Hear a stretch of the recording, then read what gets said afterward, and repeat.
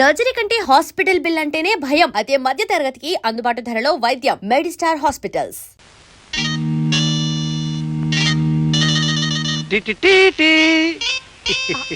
వచ్చారా? అబ్బా నాకు సిగ్గేస్తుందండి. నాకు సిగ్గేస్తుంది. మీ గొంతు ఏమిటి అలా ఉంది? రొమాన్స్ లో దిగేటప్పుడు నా గొంతును రకరకాలుగా మార్చేస్తుంటాను. అది నా టెక్నిక్. డీటెయిల్స్ అడగ. సర్లేండి, ముందు చేతిండి.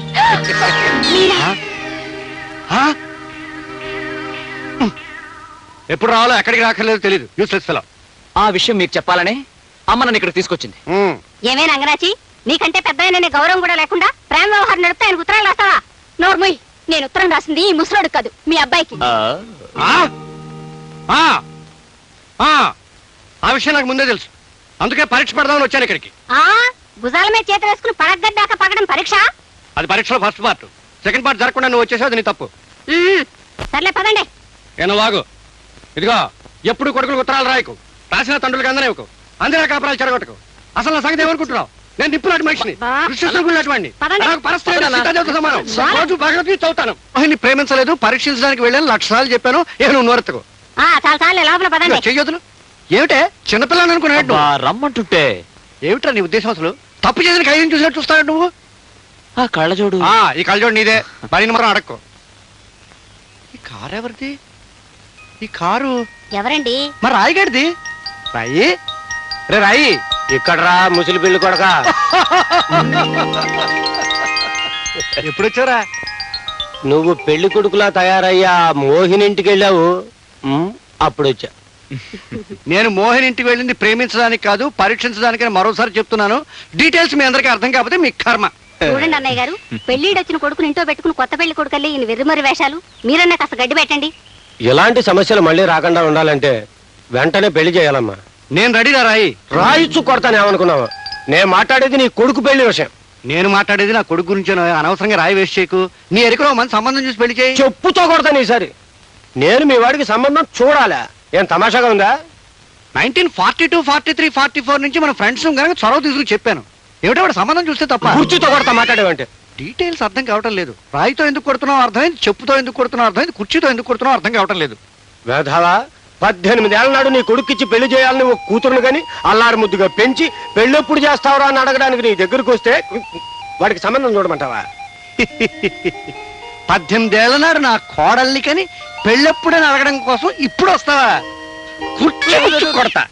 ముహూర్తాలు పెట్టింది రానక్కర్లేదురా. అంత పని చేసుకొచ్చేవాడినే. కూర్చో. కానీ ఈ కాలం కుర్రాళ్ళ సంగతి మనకు అర్థం కాదు కదా. అబ్బాయిని కూడా ఓ మాట అడిగి. నువ్వు అడుగు. చూడు బాబు, నువ్వు అంటే ముహూర్తాలు పెట్టించుకొస్తా. అలాగేనండి, కానీ ముందుగా అమ్మాయిని చూసి. నేను ఒప్పుకోను. పిల్లని చూసి నువ్వు చేసుకుంటే నన్ను నా ఫ్రెండ్ని అవమానించినట్టే. అంతగా కావాలంటే మాట ఒప్పుకో, తర్వాత కావాలంటే పిల్లని చూసుకో. ఒక్కసారి కూడా చూడకుండా ఎలానన్నా ఒప్పుకునేది? నువ్వు పిల్లని చూస్తావా? లేచి నిలబడరా. నిలబడా. ఈ రాయిగా నెగదిగా చూడు. మరోసారి చూడు.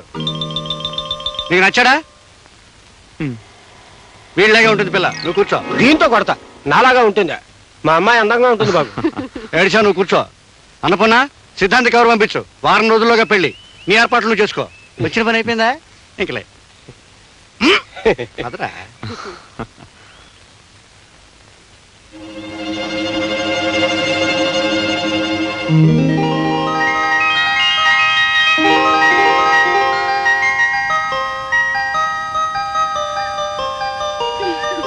నడవే తల్లి. ఏమే చెయ్య, ఆ కుర్రాడెవరే? సినిమా హీరోలా ఉన్నాడు. పెళ్లి కాకపోతే బాగుంటుంది. ఏ నువ్వు చేసుకుంటావా? పెళ్లి ఖాయం చేయమంటావా? చేయవే, చచ్చి నీ కడుపును పుడతానే. ఇచ్చిరా. ఎక్స్క్యూజ్ మీ, ఈ ఊళ్ళో రాయప్రాజు గారు ఇల్లు ఎక్కడండి? మీరు ఆయన కలుసుకోవడానికి వచ్చారా? ఆయన అంటే ఆయన కాదనుకోండి. వాళ్ళ అమ్మాయి జయలక్ష్మి లేదండి, ఆమెను కలుసుకోవడానికి వచ్చాను. ఎవరికో రాసి పెట్టుంటే మాకెందుకు దొరుకుతారు? వెదకపోయిన తీగా కాలికి తగిలినట్టుంటే. జయలక్ష్మిని కలుసుకోవడానికి వచ్చారా? దానెందుకు కలుసుకోడు? ఎందుకంటే ఏం చెప్పమంటారండి, ఆ అమ్మాయిని నాకు ఇచ్చి పెళ్లి చేయాలని మా పెద్దవాళ్ళు తంటాలు పడుతున్నారు. కానీ వెధవదే. మనలాంటి వాళ్ళకు టేస్ట్ అంటే ఒకటి ఉంది కదండి. చూడండి, ఇష్టం లేని బట్టలు కట్టుకోవడానికి మన మనసు ఒప్పదు. అలాంటిది ఇష్టాయిష్టాలు చూసుకోకుండా భార్యను ఎలా కట్టుకుంటాం చెప్పండి? అందుకే అమ్మాయిని చూడ్డానికి సీక్రెట్ గా సిఐడిలా వచ్చాను. ఇంతకీ అమ్మాయి మీ అదృష్టం ఆ అమ్మాయి ఇక్కడే ఉంది. That's good. నా పెళ్లి చూపులు కాస్త దేవాలయం ముందు దేవుడి సమక్షంలో జరిగిపోతున్నాయి. నాకు చాలా ఆనందంగా ఉంది. రావే. అదే. అబ్బా రావే. తెగ సిగ్గుపడిపోతుంది. ఈ పెళ్లి కొడుకు చూడవే. చూడవే. ఏమండి, ఎవరండి ఆ చిట్టు తల్లి? ఈవిడే రాయప్రాజు గారి కూతురు జయలక్ష్మి. ఏమిటండి అలా కొయ్యబారిపోయారు? ఏం లేదండి, ఏం లేదు. కాబోయే భార్యాభర్తలు ఏవేవో మాట్లాడుకుంటారు, మధ్యలో మనం ఎందుకే? పదండి వెళదాం.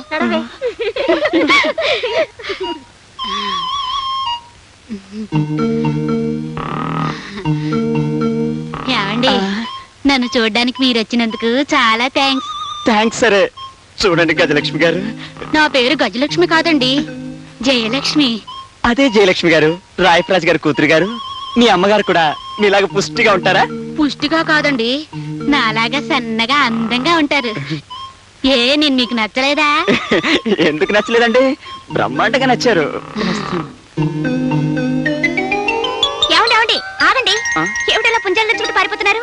పెళ్లి కూతురు నచ్చలేదా? ఎందుకు నచ్చలేదు? కట్టుకున్న పెళ్ళాం ఇలా కోడిరామూర్తి లాంటి శాండో అయితే ఆ భర్తకు కావాల్సిందేముంది? బోలెడంత సేఫ్టీ. వస్తా. ఆగండి ఆగండి. మీ భార్య ఎలా ఉండాలని చెప్తే అలా మా ఫ్రెండ్ని తయారు చేస్తాం. అడిగారు కాబట్టి చెప్తున్నాను. నా భార్య చూడటానికి సన్నజాజి తీగలాగా సుకుమారంగా ఉండాలి. మాట్లాడితే వేన మీటినట్టు, నడిస్తే నాగమల్లి నడిచినట్టు. ఒక్క మాటలో చెప్పాలంటే అచ్చం మీలాగే ఉండాలండి. నవ్వుతారేంటండి? అయ్యా పెళ్లి కొడుకు గారు, మీరెవరిలాగైతే ఉండాలని మనసులో కోరుకుంటున్నారో ఆవిడే మీకు కాబోయే భార్య మిస్ జయలక్ష్మి. ఇదంతా ఆవిడ గారు ఆడించిన నాటకమేనండి.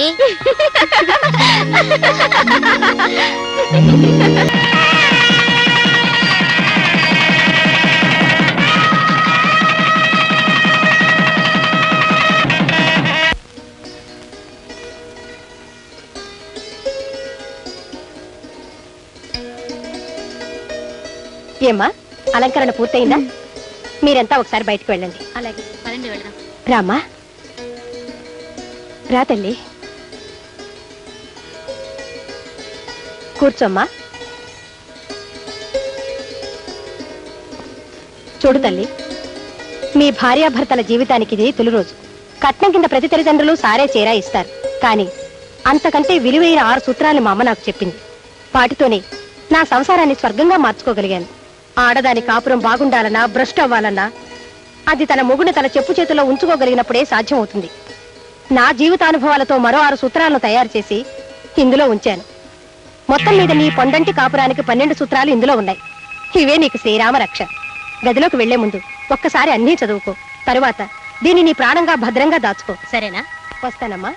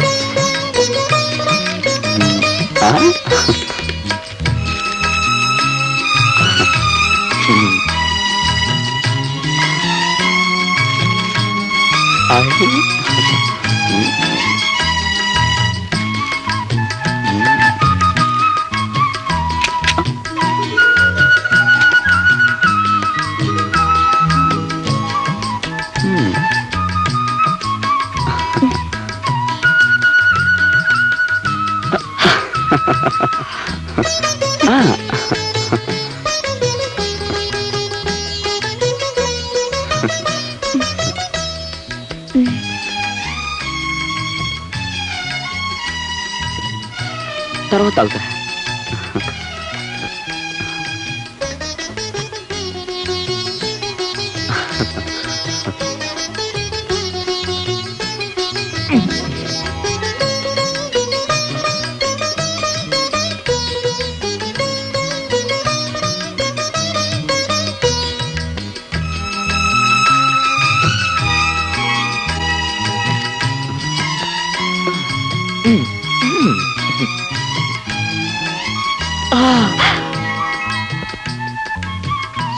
గదిలో భర్త సిగ్గుపడకుండా చనువుగా చొరవగా ఉన్నాడంటే అతనికి తప్పకుండా అంతకు ముందు చాలా మంది అమ్మాయిలతో పరిచయం ఉందన్నమాట.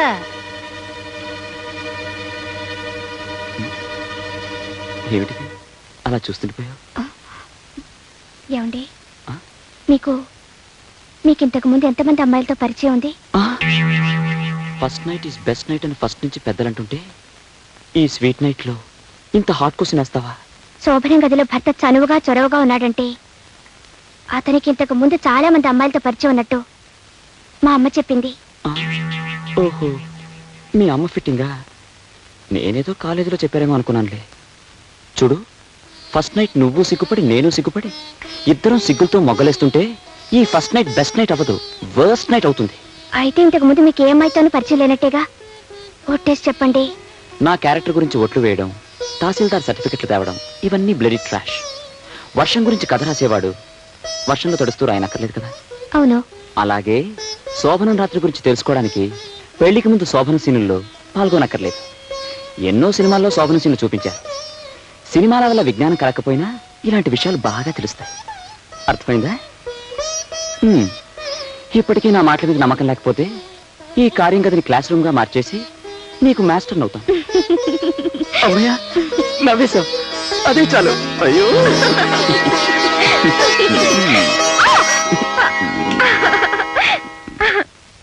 జయా వస్తున్నానండి.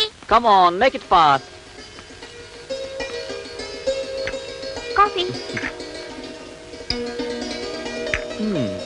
జయా డియర్, ఎలా ఉన్నాను?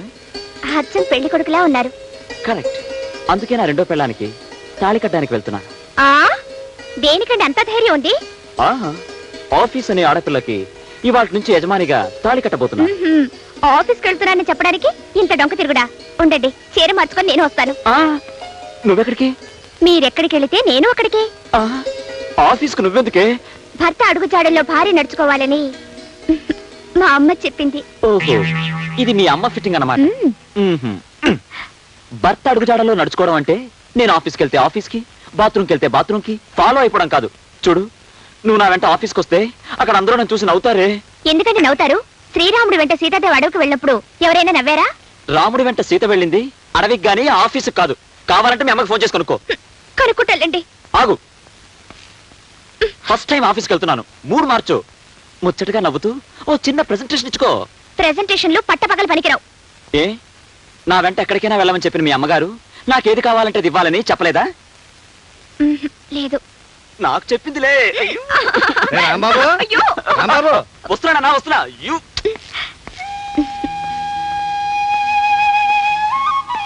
తాతయ్య గారు, మొదటిసారిగా ఆఫీస్కి వెళ్తున్నాను. వృత్తిలో అభివృద్ధిని, జీవితంలో ఆనందాన్ని ప్రసాదించండి. అంచేత మనం ప్రోడక్ట్స్కి రేట్లు పెంచడం వల్ల లాభాలు రాకపోగా డిమాండ్ పడిపోయే అవకాశం ఉందంట. Yes sir. సార్, ఎవరో అమ్మాయి మీకోసం వచ్చారు సార్. పంపించు. రండమ్మా. ఓ లక్ష్మి, నువ్వా? కూర్చో, నేను మిమ్మల్ని తర్వాత పిలుస్తాను. అలాగే సార్. ఏమిటి అలా ఉన్నావు? ఒంట్లో బాలేదా? మా అమ్మకు ఒంట్లో బాలేదు రాము. ఏం జరిగింది? నన్ను చదివించడానికి ఎన్నో ఇళ్లలో అమ్మ కూలి పని చేసింది కదా. అవును. ఇప్పుడు ఆ పని చేయనివ్వకుండా ఆమె గుండె జబ్బు వచ్చింది. అలాగా? వెంటనే డాక్టర్కి చూపించవలేదా? చేతిలో డబ్బులు లేక ఏ డాక్టర్కి చూపించలేదు.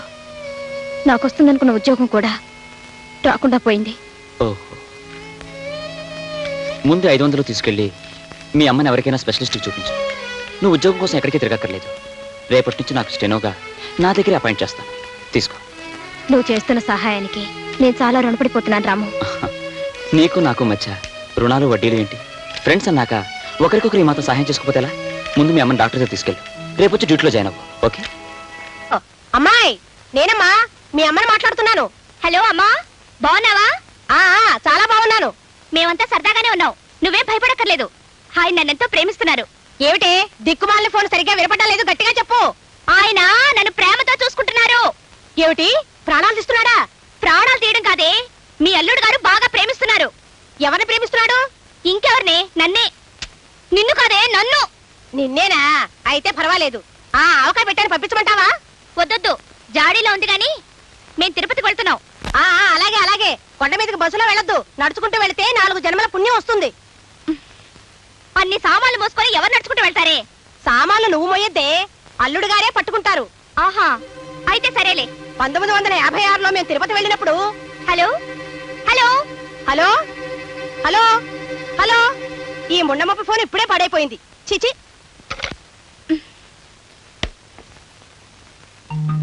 సామాన్లు నువ్వు మొయ్యొద్దే, అల్లుడు గారే పట్టుకుంటారు. నీకెందుకు శ్రమ?